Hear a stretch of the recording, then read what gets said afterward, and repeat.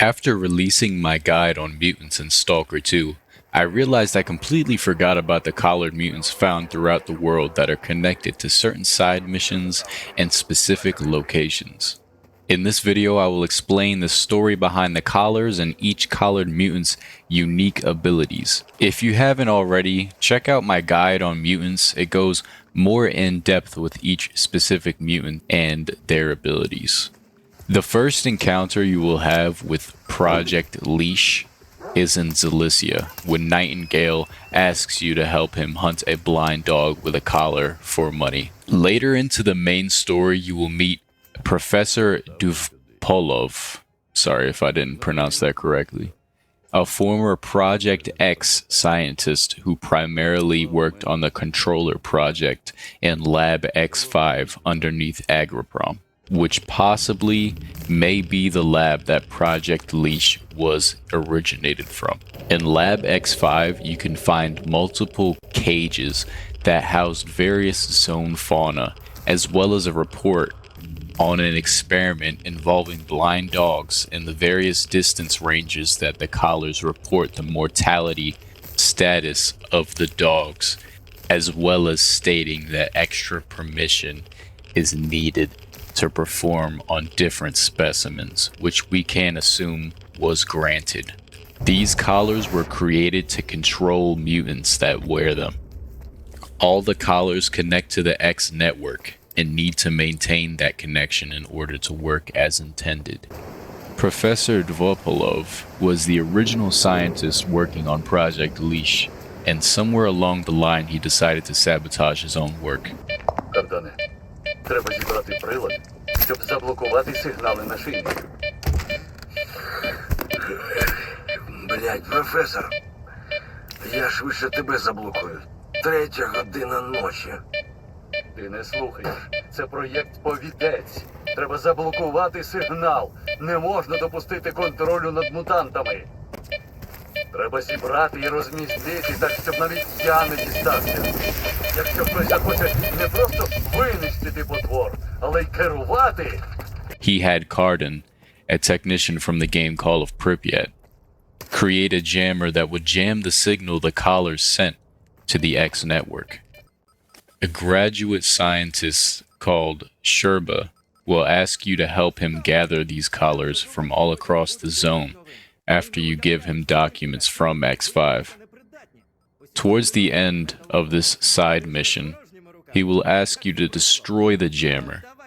If you do this, he will call you back for a reward after the Orbita Subtle Matter mission. He will have control of 3 bloodsuckers when you come back to him, all wearing collars, and he's able to control them. During this process, he will try to turn you into a controller after promising you a reward for helping him. The blind dogs with collars can be encountered during the Nightingale's Hunt side mission in the Lesser Zone. They have all the abilities of a regular blind dog, with the added ability of a force field, similar to a Burr's force field. The collared bloodsucker can be encountered twice. Once when you are in the Lesser Zone during the Nightingale's Hunt, and once at the finale of the In the Name of Science mission. They have all the abilities of a regular bloodsucker, with the added ability of spawning in gas cloud anomalies, similar to a chemical poltergeist. The collared Bayun can be encountered once in the game.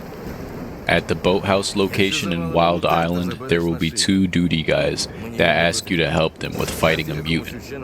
It has all the abilities of a regular Bayun, with the added ability of spawning in clones, like a pseudo-dog. The collared Pseudogiant can be encountered once in the game.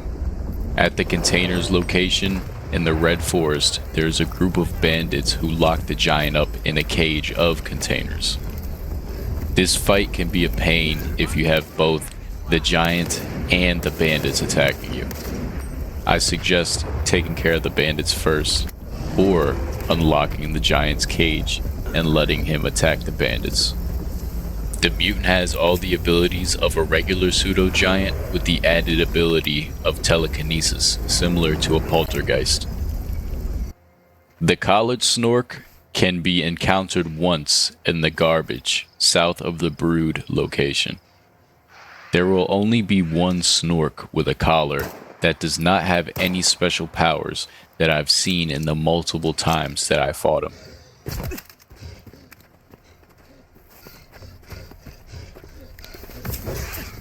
The collared controller can be encountered in the hydrodynamics lab in Zeton. There are a bunch of zombies protecting him, but other than that, I haven't seen any unique powers from him in the multiple times that I have fought him. The Brain Scorcher location is an honorable mention for that side mission in the name of science. You'll have to go there, but there will not be a mutant. There will be a group of mercs who will sell you the collar when they killed a Bloodsucker for it. It can be assumed that the Bloodsucker's unique ability was the same as the other Bloodsuckers, since every Bloodsucker that we see throughout the game has that same chemical gas cloud spawning ability, like a chemical poltergeist. If you have any tips or more information about these collared mutants that I may have missed, please leave a comment letting us know about any information you may have. Please consider subscribing. I post Stalker 2 content, and I appreciate you guys so much for watching. Have a good day.